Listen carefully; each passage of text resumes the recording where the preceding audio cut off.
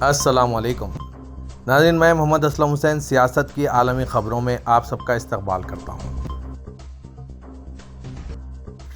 سعودی محکمہ جیل خانہ جات کے ماتحت لیڈیز ٹریننگ سینٹر میں 211 خواتین اہلکاروں کی پاسنگ آؤٹ آج چارشنبے کو ریاض میں منعقد ہوئی۔ وزیر داخلہ شہزادہ عبدالعزیز بن سعود کی سرپرستی میں تقریب کا اہتمام کیا گیا، جس میں جیل خانہ جات کے ڈائریکٹر جنرل ماجد الدویش شریک ہوئے۔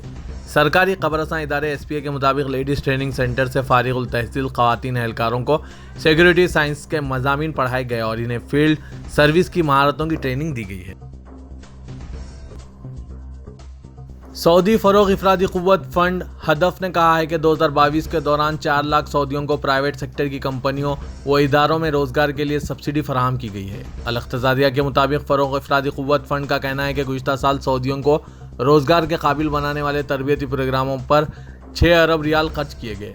2022 کے دوران روزگار تربیت کے پروگراموں اور سہولتوں سے خواتین سمیت 1.5 ملین سعودی نوجوانوں نے فائدہ اٹھایا۔ 1,38,000 نجی اداروں اور کمپنیوں نے فروغ افرادی قوت فنڈ سے فائدہ حاصل کیا۔ ایک صنعتی رپورٹ میں سعودی عرب کی 2023 میں براہ راست غیر ملکی سرمایہ کاری حاصل کرنے میں متحدہ عرب امارات کو پیچھے چھوڑنے کی توقع ظاہر کی گئی ہے۔ عرب نیوز کے مطابق 2012 کے بعد ایسا پہلی بار ہو سکتا ہے، کیونکہ دونوں ممالک فنڈز کی آمد کے بڑے بینیفیشری بن رہے ہیں۔ لومینا کراس بارڈر انسانیت کی رپورٹ کے مطابق 2022 میں سعودی عرب اور متحدہ عرب امارات میں فارن ڈائریکٹ انویسٹمنٹ نے $40 بلین کی ریکارڈ بلندیوں کو چھوا، جو پچھلے سال کے مقابلے میں 58% اضافے کو ظاہر کرتا ہے۔ سعودی عربین ایئر لائنز کے ترجمان عبداللہ الشہرانی نے کہا ہے کہ سیاحت اور عمرے کے غرض سے سعودی عرب آنے والوں کے لیے ویزے کی سہولت جلد فراہم کی جائے گی۔ ان کا یہ بھی کہنا تھا کہ مملکت آنے کے لیے ٹکٹ خریدتے وقت 96 گھنٹے کا ویزا جاری کرایا جا سکے گا۔ عکاس اخبار کے مطابق ترجمان نے کہا کہ سعودی ویژن 2030 کے تحت سعودیہ کی پروازوں کے مسافروں کو ٹکٹ خریدتے وقت سیاحتی ویزا جاری کرانے کی سہولت دی جائے گی۔ اس حوالے سے ڈیجیٹل سسٹم کو جلد مؤثر کیا جائے گا۔ سعودی ویژن کے مطابق مملکت زیادہ سے زیادہ تعداد میں سیاحوں کو اپنے ہاں آنے کا موقع فراہم کر رہے ہیں۔ سعودی وزیر خارجہ شہزادہ فیصل بن فرحان سے آج چارشنبے کو ملیشیا کے ہم منصب زامری عبدالقادر نے ٹیلی فون پر رابطہ کیا۔ سرکاری خبررساں ایجنسی ایس پی اے کے مطابق رابطے کے دوران وزرائے خارجہ نے 2 طرفہ تعلقات اور دونوں ملکوں کی امنگوں کے مطابق انہیں فروغ دینے کے طریقوں کا جائزہ لیا۔ علاقائی و بین الاقوامی امور میں پیش رفت اور مشترکہ تشویش کے امور پر بھی تبادلہ خیال کیا گیا۔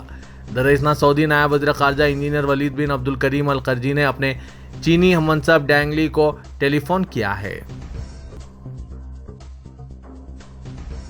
متحدہ عرب امارات کے صدر شیخ محمد بن زاید ال نہیان نے آج چارشنبے کے روز متعدد برادر ملکوں کے رہنماؤں کے ساتھ برادرانہ مشاورتی ملاقات کی۔ شیخ محمد بن زاید ال نہیان نے عمان کے سلطان ہاشم بن طارق سے ملاقات کی۔ بحرین کے شاہ حمد بن عیسیٰ الخلیفہ، قطر کے امیر شیخ تمیم بن حمد ال ثانی، اردن کے شاہ عبداللہ دوم ابن الحسین اور مصر کے صدر عبد الفتاح السیسی سے برادرانہ اجلاس خطے میں خوشحالی اور استحکام کے عنوان سے دارالحکومت ابو ظبی میں منعقد ہوا، جس کا مقصد برادر ممالک کے درمیان مختلف شعبوں میں تعاون کو مضبوط اور گہرا کرنا ہے، جو تعاون کے ذریعے خطے میں ترقی، خوشحالی اور استحکام کی خدمت کرتے ہیں۔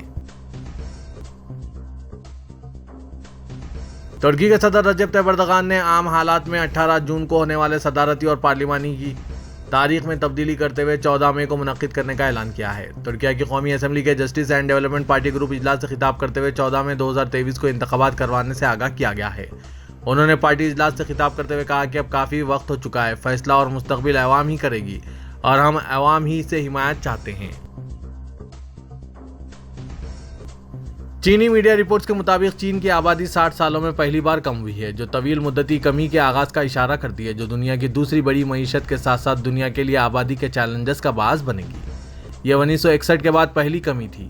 قحط کے آخری سال جو موزے تنگ کی گریٹ لیپ فارورڈ کے دوران ناکام معاشی پالیسیوں کی وجہ سے لایا گیا، چین کو زیادہ تر زرعی معاشرے سے صنعتی معاشرے میں تبدیل کرنے کی مہم RFN نے رپورٹ کیا۔ اقوام متحدہ کے ماہرین کے مطابق چین کے لیے طویل مدتی نقطہ نظر یہ ہے کہ 2050 تک آبادی تقریباً 109 ملین افراد سے کم ہو کر 1.3 بلین رہ جائے گی۔ ای کامرس کمپنی امیزون میں بڑے پیمانے پر اپنے ملازمین کو نوکری سے بے دخل کرنے کے لیے کئی پلانز تیار کیے جا رہے ہیں۔ امیزون اس ماہ کے شروع میں 18,000 سے زائد ملازمین کو فارغ کرنے کا اعلان کیا ہے۔ بلومبرگ نیوز نے اطلاع دی ہے کہ امیزون اپنے انجینئرنگ ڈویژن میں اس ہفتے برطرفی کا اعلان کر سکتا ہے۔ بلومبرگ کی ایک رپورٹ کے مطابق امیزون غیر یقینی معیشت کا حوالہ دیتے ہوئے اپنی افرادی قوت سے 18,000 سے زیادہ ملازمتیں ختم کرنے کا ارادہ رکھتا ہے۔ شری لنکا کے قرضوں کی تنظیم نو کے حوالے سے مثبت خبریں بھیجتے ہوئے چین نے بدھ مت کی اکثریت والے ملک دلائی لاما کے دوروں کی خبروں کی سختی سے مخالفت کی ہے۔ کولمبو میں چینی سفارت خانے کے ایک اعلیٰ سطحی وفد نے ملک کے ایک بااثر بدھ باپ کے سربراہ راہب سے ملاقات کی اور انہیں بتایا کہ چین ہندوستان میں جلاوطنی تبتی روحانی پیشوا کو ملنے والے کسی بھی بیرونی ملک کی سختی سے مخالفت کرتا ہے۔